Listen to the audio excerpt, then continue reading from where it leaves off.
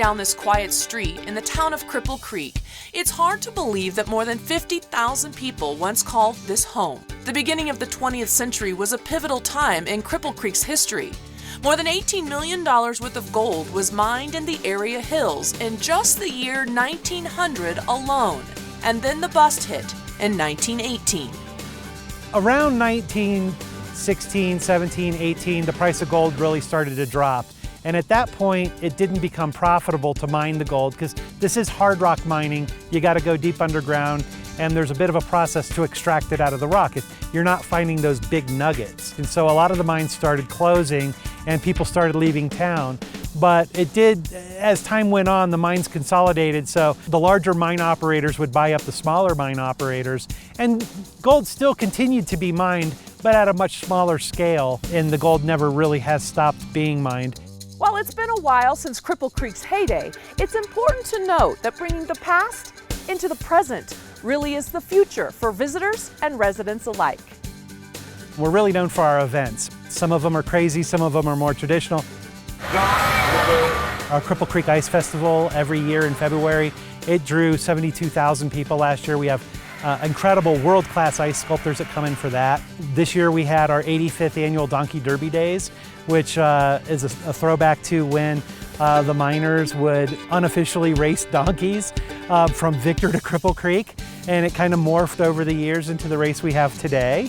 We've got a great new event coming this fall called the Big Aspen Happening. Cripple Creek is probably the best place to come for watching the aspen leaves change, and we're in the top 5 aspen drives in the world. So we're going to celebrate that as you come up and look at the aspens. We're going to have a street festival on Bennett, lots of inflatables, street and food vendors, beer tents, live bands, lots of entertainment. It'll be a good time. It's hard not to imagine the trains coming to and from town in the late 1800s or early 1900s. The streets flooded with thousands of people who came for the dream of instant wealth. The world was in a worldwide depression in the 1890s, and the wealth being generated out of Cripple Creek was instrumental in helping the United States be one of the first countries to come out of that depression.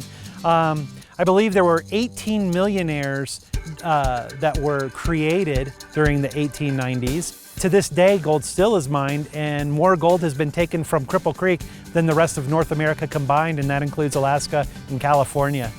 And yes, where some tested the laws of the Wild West. Cripple Creek was really a true Wild West town, really emphasis on the wild part, because you did have so many people in such a small place, money's flying out of the mine. So you do get the support industries. You get the gambling, you get the prostitution, you get the alcohol abuse. And Myers Avenue was really world famous as maybe one of the top red light districts in the world.